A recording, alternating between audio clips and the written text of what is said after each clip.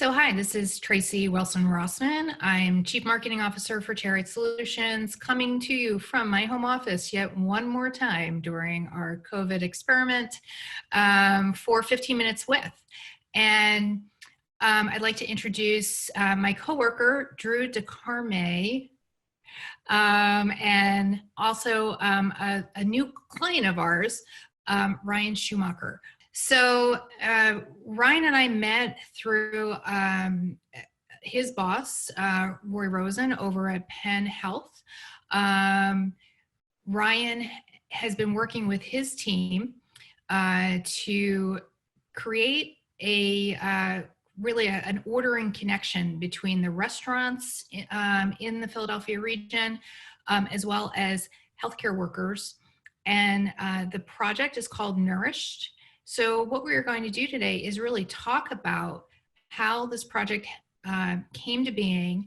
And really the theme is whether you are a nonprofit, community-based type of experiment, or a for-profit business, the idea of how you are developing an MVP, your first iteration of a software product, is pretty much the same. The only difference is that you probably have less resources when you're doing something that is in the nonprofit space. So Ryan, why don't you tell me a little bit about how the idea for this project came into being, and then also if you could tell me a little bit about some of the research you did to get it to the point where you knew exactly what you wanted to develop. Sure. Yeah. I can definitely speak to the fact that that last point you made is definitely true about the lack of resources. It's been some time to get the right team together, but I feel like we're at that point at this point. But kind of going back to the beginning, this was a challenge to the Innovation Center of how might we nourish our providers that are on the front lines. And we had an ideation session, and what came out of that was a concept very similar to what Nourished is now. And the person who had proposed this during our team meeting said, if you want to pursue this, I can connect you to the right people. I got connected to the executive sponsor with this, and we just hit the ground running with it. She asked us to try to have some sort of pilot up and running by the end of the week. That was a Tuesday. And so I got together with some of my colleagues and said, how could we do this in the most effective way with the resources we have at our disposal to just test and see if this might work. So we ran a pilot with an internal tool we have called Way to Health.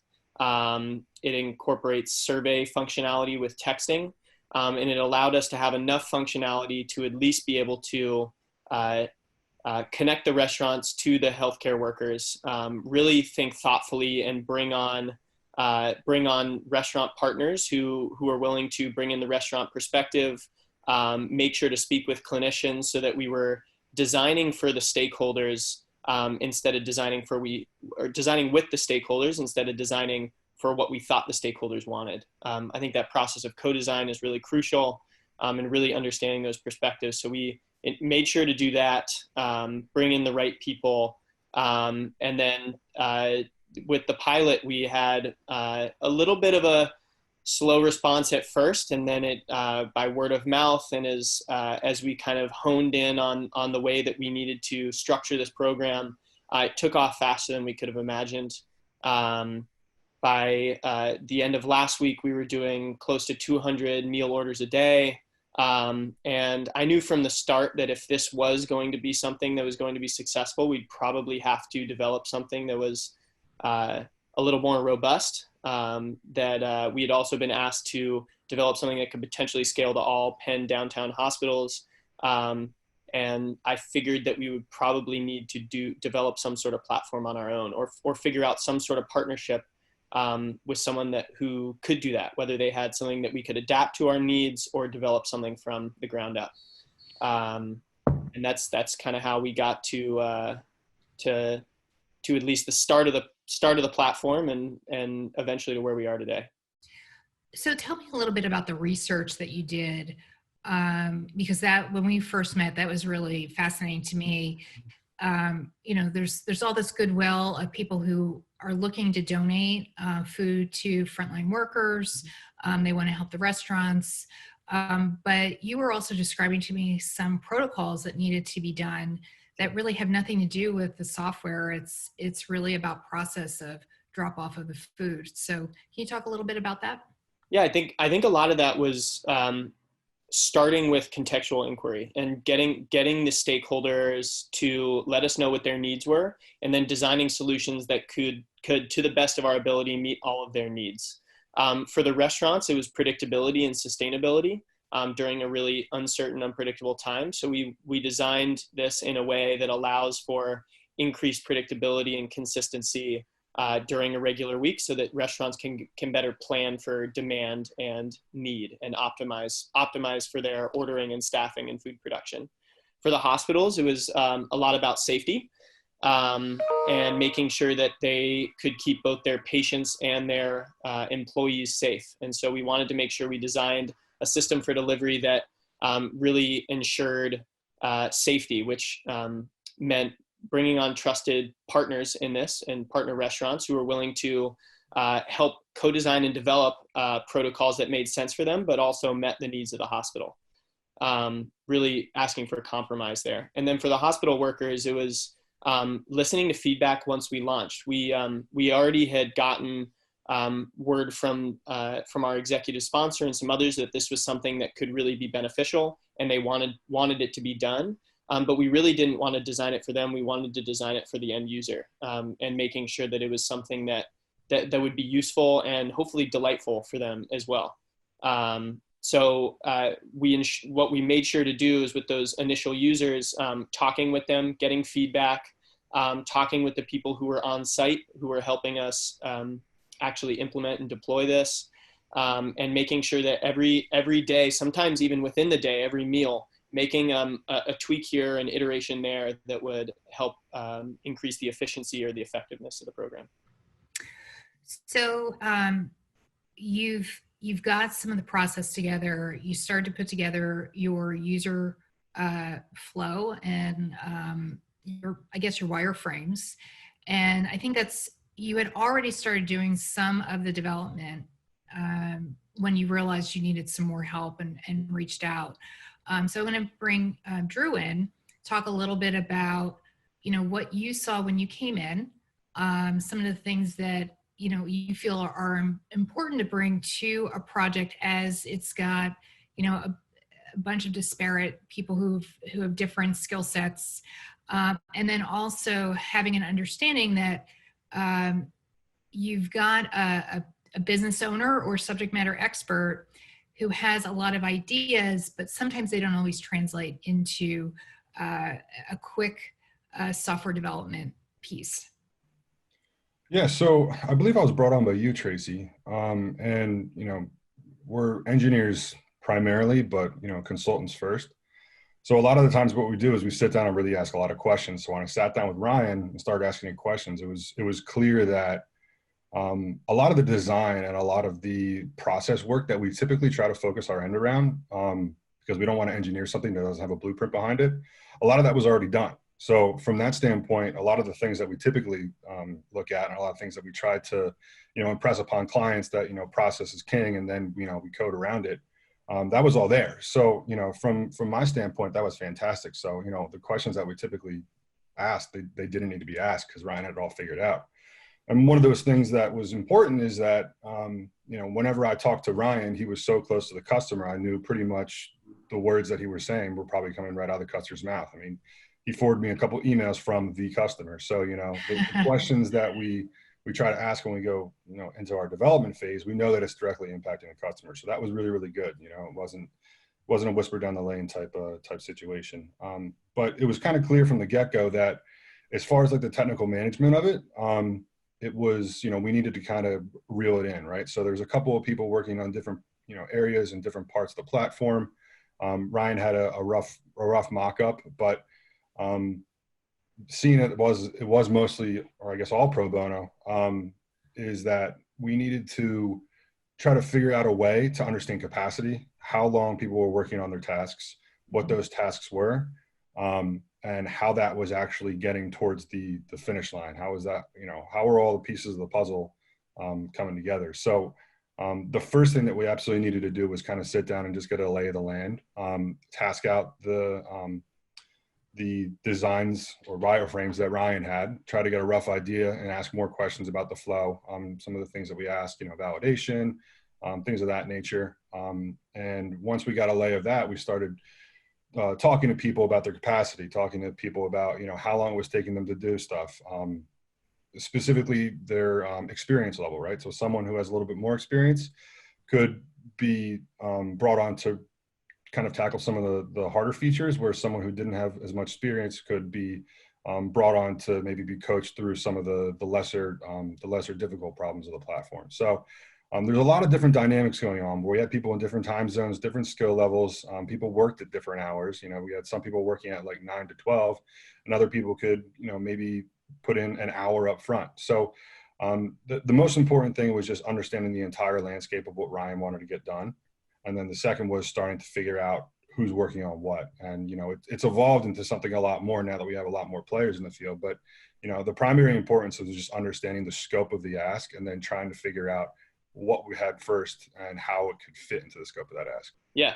So in terms of our, starting from where we were, is we knew we wanted some technological component for this to be able to aggregate orders and so that we weren't manually doing everything. Mm-hmm. But we knew with our really aggressive timeline that we needed to use the tools at hand. And we had this internally developed tool called Way to Health that incorporated survey technology with texting so that we could interact with the users, get them signed up, have an account, and place orders. And we, fortunately, I had 3 people on our team who were willing to really dive into Way to Health and figure out how we could modify the system and work within it to meet our needs well enough. We knew it wouldn't be perfect. We knew there would be some manual aspects of it, particularly like fake backends that we would have to implement. But we were okay with that. We didn't know if it would necessarily be something that would be a sticky concept. We needed to test that out.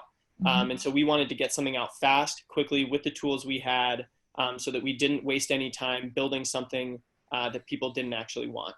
And so by doing that too, we were able to learn not only, yes, this is a sticky concept, but we were able to really understand where are the pitfalls of this current system and setup that we have, and translate that into important features and designs that we knew we would need in the ultimate product. Great. And then Drew, when you started to come on board, there's not everyone who may be watching this is a software developer. So there's the front end, which is, what somebody sees and interacts with, that gets developed. And then there's also the back end, which, it does all the functioning, I guess, is the easy way of putting that. So can you sort of describe how you took their working prototype, which was working, but, wasn't as efficient as it could be, so that they could scale and get to this point where they're taking 200 plus more orders? Yeah, and part of the challenge that we definitely face is sometimes we get brought in and we're working with legacy technology. Our legacy, as far as this is concerned, was pretty greenfield. So on the back end, it was a Node application using Express. In Postgres, it's a pretty standard Node setup. And then on the front end, we were using Gatsby to first statically render our pages and then rehydrate them using React, and then just a typical REST endpoint. So as far as where the tech stack was when I got there, it was pretty basic. It was good for like rough prototyping. But judging on some of the requirements that Ryan was coming through, it kind of became clear to me that we needed to migrate a little bit more. There's a lot of complexity when you deal with carts and shopping and money, credit card processing, all that kind of things, user accounts. You're dealing with pretty sensitive stuff. So from my standpoint, and where my expertise definitely lies, is on the front end and the interface side. So what we did is we worked with a lot of the stuff that we had, but we made some re-architecture, or made some architecture changes on it to make it scale a little bit better. So one of the things that I'd probably point out is that Gatsby is a static site framework. Most people know it for that, but you can use it to create these hybrid applications that are like half static, half dynamic, which makes the app very, very snappy.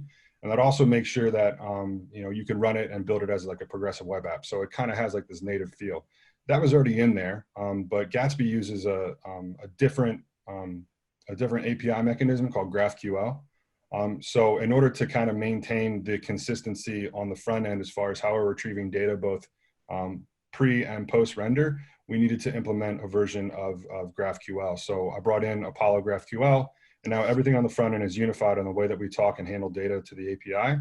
So, there is a good separation, but it also allows us to be able to scale in the future if we do want to take it, if the application does scale in a manner. So those are some of the main architectural decisions that we made, but, I want to stress that we didn't come in and rip everything out and then start over again. It's not what we do, right? We want to make sure that we work within the bounds of the project and understand the timelines. If you said that, hey, Drew, you have 2 months from now to deploy this, I'd probably say, start from a CLI, but, it's a lot different. So evaluating the times and the demands and obviously the expertise level too. We don't want to write anything that is too complex that people who have maybe 1 to 2 hours of junior level experience come on with, and they don't know how to be beneficial, So this is really understanding what the business needs are and making sure that the technology fits within that solution. Absolutely. So I wanted just to give people an idea.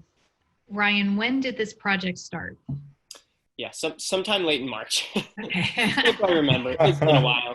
Lately, it just seems like every day is like a dog year. That's so. right. Yeah. It was sometime between March, around March 25th. Okay.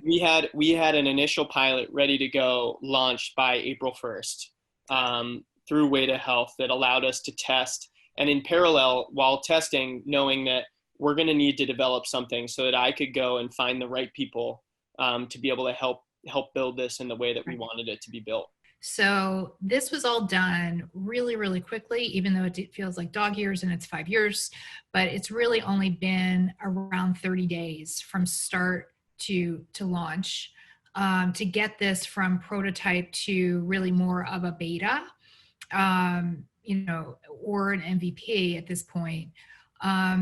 Give me a quick after launch, and we're going to do a follow-up so that people will know how things have gone. But tell me about your plans for this, because you had talked about open sourcing this, not just for the Penn community, but also to see if other hospitals would be interested in. So tell me a little bit about the plans around that. Sure. Yeah. So the plan right now is this coming Sunday, which would be April 26th, I guess. We will do our first small scale launch with our initial pilot site, where we'll be launching the web app for them to start placing meal delivery orders starting on Monday. And then the plan is actually really quickly to turn around and then launch this at both the hospital, the University of Pennsylvania and Pennsylvania Hospital, along with the original site of Penn Presbyterian Medical Center. Launch on about Tuesday or so for people who have already indicated interest. We have over 600 employees now that through a web form have indicated interest. So we're really trying to build our customer base so that we can already have an engaged population. So when we launch this, we know that people are ready to go and they'll be ready to start placing orders, so that we don't have this ramp up and we can essentially hit the ground running. And then our hope is that we can continue to develop it, make sure that it's really functioning well within the Penn system. And while we're doing that, I'm simultaneously starting to try to make some connections. Somehow someone in Wisconsin, from the University of Wisconsin, heard about this and has reached out. I'm not exactly sure what scale might look like. I think it really depends on operational partners who at other hospitals who really want to take this on and try it. But we have a lot of potential visions for this, and I think we're trying to remain agile and being willing to pivot based on what the world throws at us. So I want to thank you guys for taking some time out, because I know launch can be a little stressful as you go out. I'm really, really, first of all, I'm so proud that this is coming out of our Philadelphia tech community and med tech community. Restaurants are, of course, are so important to our city. So to be able to figure out how to continue to figure out how to keep the sustainability of our restaurants, keep them operational while being able to feed and nourish our frontline workers past this initial phase of the crisis. I think that this is an important work that you're doing, and so appreciate everything that the both of you are doing to get this up and running. So, oh, and we should also say that you're partnering with Fuel the Fight. So if people want to donate dollars to offset some of the costs, which I think is more efficient at this point. I know people want to feed the frontline workers, but if you donate to Fuel the Fight, that will subsidize the meals that the frontline workers will be purchasing, which I think is a great idea. So thank you both. Good luck for the launch on Sunday, and we will check back probably in a few weeks. All right. Thanks, Tracey. Looking forward to it.